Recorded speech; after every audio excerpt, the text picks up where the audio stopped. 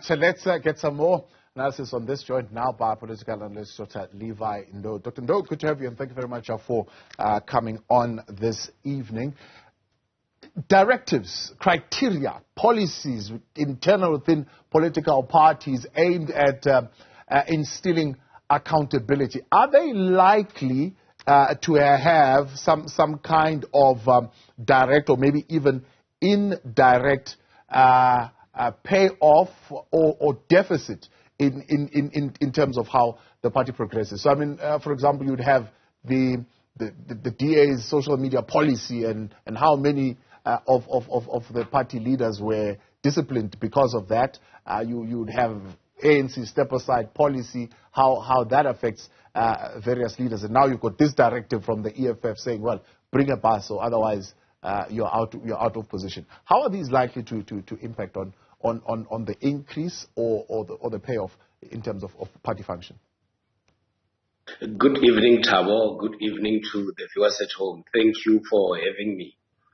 I think we need to start by having to acknowledge that political parties will require resources in the form of funding in order for them to be able to run their activities.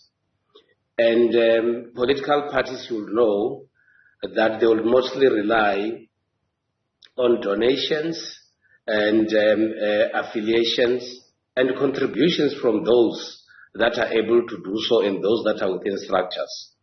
We also need to acknowledge that political parties have got constitutions, they've got code of conduct, and equally, there are decisions that are supposed to be taken. Most of the decisions that are taken within political parties are binding to members of the party. And indeed, if there has been decisions taken and some appears not to be complying to those decisions, actions also has to be taken. Leaders in different political parties have got a responsibility to take decisions, and to a certain extent, they might take decisions that are not favorable to some within the party and those that are outside the party. Of course, there is a possibility of negative implications on the decisions taken. But my sense is that you should be able to balance decision-making, leadership, and compliance. And at the same time, you need to do that within very reasonable framework so that some people don't feel being ill-treated by decisions that have been taken. Yeah. But are members of the Economic Freedom Fighters considering the type of leadership that is there, the charismatic leader who is the president of the party, and generally, I mean, you hear one of the public representatives who has been recalled saying, well, look, I'm not going to challenge this because they're going to say I'm fighting for position. So I'm going to accept it, and they'll do what they want to do based on what the party says. But is the broader membership likely going to accept this decision? Well, in the statement that I read, the decision appears to have been taken based on the constitutional requirement within the party. There is a possibility that some might not be very happy with this decision, and some will be quite happy with this decision. There are decisions that are taken which are binding, and of course leadership has to ensure that when decisions are taken and there is non-compliance, action has to be taken. And I think what the EFF leadership, in my view, is trying to do is to be able to draw a line so that members of the EFF and those who wish to join the EFF should know that when decisions are taken within the party, if you don't comply, action is actually going to be taken against those members. And then who knows, if sometimes you become too lenient on your members, the possibility is that people at some point might behave in a manner that is unacceptable because they are aware that no action will actually be taken against them. We might argue now whether the decision taken could be too harsh, which is something that I think is something that can still be discussed within the EFF. But I think the stance of the leadership is to say, if we take decisions in the party, and you are the member of the party, you voluntarily join the party, you know the constitution, you know the rules and regulations in the party, and you need to adhere to those decisions.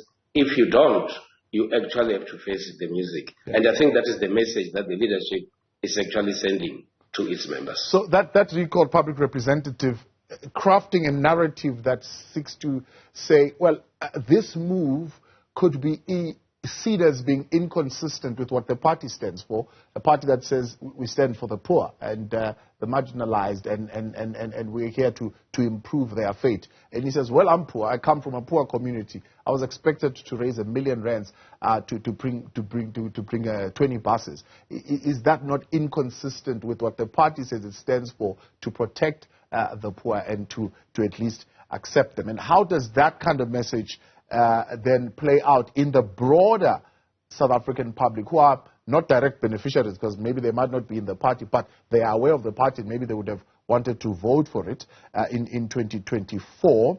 How does this impact on their view of the leadership and the leaders, Julius Malema himself in particular? Well, I think representatives of the people, either in the municipality, at provincial level and national level, are people who are, in my view, paid very well, and they can't be considered as the poor. And that is why most people would want to see themselves occupying such positions, because, of course, there is good financial gain when you are a public representative. What, in my view, should have happened is that those who might not be able to implement the decision of the party should have had means to have a discussion with the leadership of the party, because I'm looking at a situation where someone would be occupying a public office and staying more than 1,000 kilometers from where the event is actually taking place. And as you've indicated, some are now talking about having to contribute almost 800,000 rand for that activity. And you also have public representatives who are finding themselves much closer to the venue. Obviously, the cost for those has to be much lesser as compared to those who are coming from very, very far. But I think this is a matter that, in my view, the leadership of the party has to still relook at, because there are many other events that the party, in my view, still has to arrange.